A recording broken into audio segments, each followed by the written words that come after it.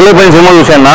Cinema అయితే వేరే level అన్న. ఫస్ట్ ఆఫ్ ఆల్ ఇట్లా మాట్లాడుకోవాలి ఎవరి గురించి అంటే మనము సింధు గారి గురించి అసలు వేరే లెవెల్ అన్న. అసలు సింధు గారు కమల్ హాసన్ గారు పోటీ ఇచ్చారంటే అర్థం చేసుకోండి. ఇంకా ఫస్ట్ నుంచి లాస్ట్ వరకు సింధు గారు చేసిన యాక్టింగ్ అయితే వేరే లెవెల్ అనిపించింది. అసలు మనం చాలా సినిమాలు చూసాం సింధు గారి గురించి, మన్మధుడు వేరే సినిమాలు చూసాం మనము.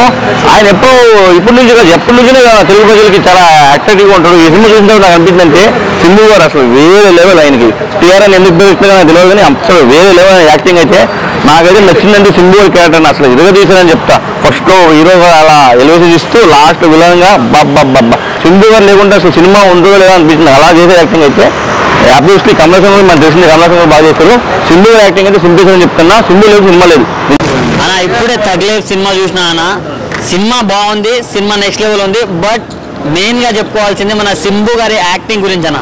అసలు ఏమన్నా యాక్టింగ్ అసలు చించేశారని చెప్పుకోవచ్చు అన్న. ఆయన ఫస్ట్ నుంచి లాస్ట్ వరకు ఉన్నంత సేపు మాత్రం నెక్స్ట్ లెవెల్ అనిపించింది నాకు.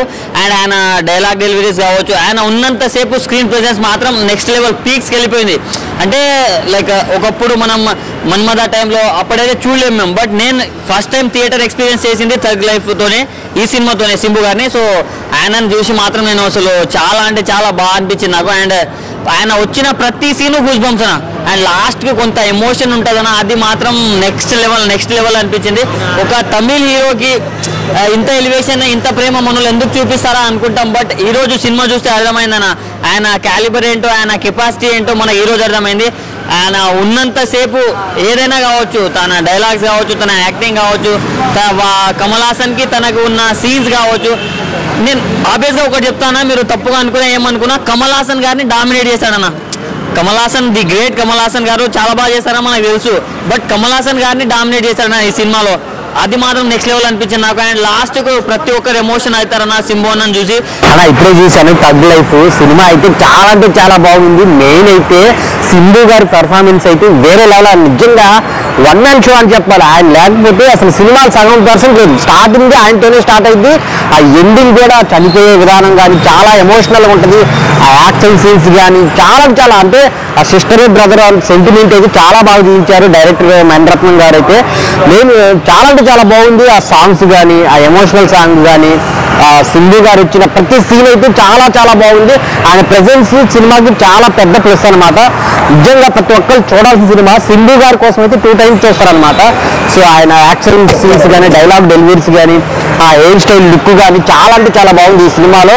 సో ఈ సినిమా పెద్ద బ్లాక్ బాస్టర్ సింబు గారికి అయితే. దీని తర్వాత అయితే ఇంకో మంచి సినిమాలు వస్తాయి అనమాట. సో లాస్ట్లో క్లైమాక్స్ ఎవరు ఎక్స్పెక్ట్ చేయాలన్నమాట. ఎమోషన్ ప్లస్ సింబు గారి ఎండింగ్ విధానం అయితే చాలా ఎమోషనల్గా ఉంటుంది అనమాట. కమల్ హాసన్ గారు ఎంత ఈక్వలో దానికి ఆపోజిట్లో అసలు సింబు గారు అయితే ఎరగదీశారనమాట పెర్ఫార్మెన్స్. అసలు సింబు గారు అయితే డామినేట్ చేశారు నిజంగా చెప్పాలంటే. అంత బాగుంది సినిమా.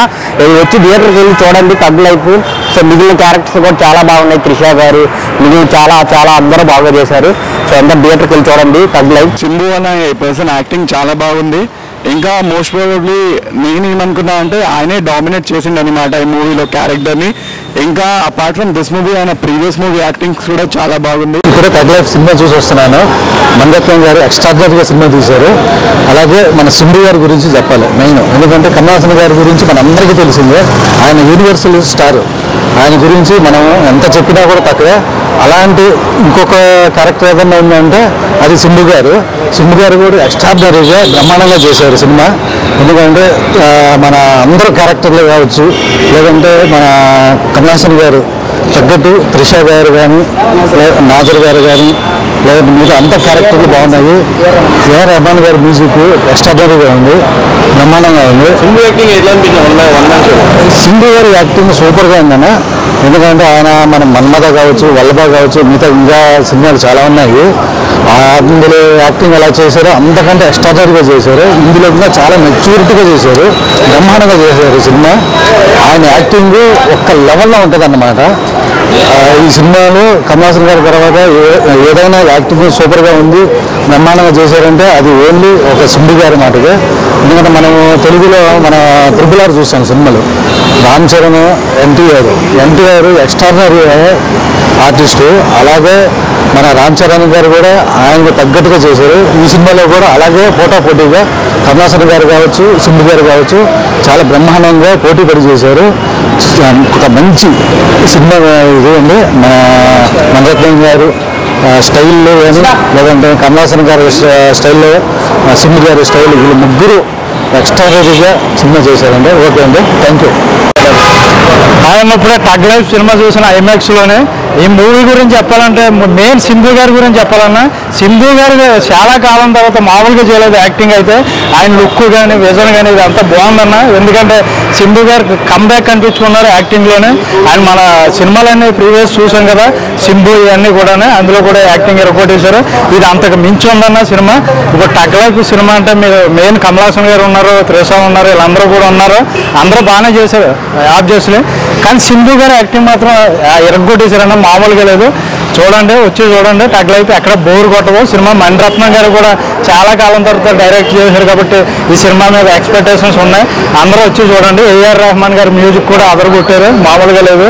కంబ్యాకే, ఇంకా అందరూ కంబ్యాకే వచ్చారు కాబట్టి ఈ సినిమా కంపల్సరీగా చూడండి థియేటర్కి వచ్చి. చాలా బాగుందన్న. టగ్ లైఫ్ మూవీ చూసినామన్నా, నిజంగా చెప్పాలంటే మణిరత్నం గారు తీసిన డైరెక్షన్లో చాలా బాగుంది. మేము చెప్పాలంటే ఇక్కడ శంభు గారి క్యారెక్టర్ మాత్రం మనం అప్పట్లో మనం ఒక వల్లభ సినిమా చూసినాం, ఒక మన్మథ సినిమా చూసినాం. అలాంటి సినిమా హీరో చేసినప్పుడు ఇప్పుడు ఈ సినిమా క్యారెక్టర్ మణిరత్నం దాంట్లో క్యారెక్టర్ తగ్గట్టు చాలా పోటీ పడి తీసిన క్యారెక్టర్ అంత బాగా చేసిండు. కమలాసన్కి తగ్గట్టు ఒక మన బాహుబలిలో మన రానా గారు, ప్రభాస్ ఎట్లా పోటీ పడి చేసారో ఈ సినిమాలో కూడా మన కమలాసన్ పోటీ పడి మన శంభు గారి క్యారెక్టర్లో అంత బాగా నటించిండు. అంటే ఎక్కడ కూడా బోరింగ్ లేకుండా, అంటే ఫస్ట్ నుంచి లాస్ట్ వరకు కూడా చాలా సూపర్ చేసిన యాక్టింగ్. ఇక్కడ చెల్లె సెంటిమెంట్ అంటే లాస్ట్ సీన్ చూస్తే ఆ టచింగ్ ఉంటుంది, అంత బాగుంటుంది. అలా చెల్లె కోసం లాస్ట్ వరకు దొరుకుతారు శంభు గారు. ఇందులో యాడ్సెప్ చెప్పాలి. ఈ డైరెక్షన్ చెప్పాలంటే మన ఏఆర్ రెహమాన్ గారి మ్యూజిక్ కూడా చాలా బాగా కొట్టిండు. మన త్రిష గారి యాక్టింగ్ కానీ, నాజర్ గారి యాక్టింగ్ కానీ ప్రతి ఒక్క యాక్టర్స్ చాలా సూపర్ చేశారు. ఈ సినిమా చూసే ఎక్కడ కూడా బోరింగ్ అనేది ఉంటుంది. ఇది ఒక సినిమా శంభు గారు కెరియర్లో ఇది ఒక పెద్ద బ్లాక్ బస్టర్ అని చెప్పొచ్చు.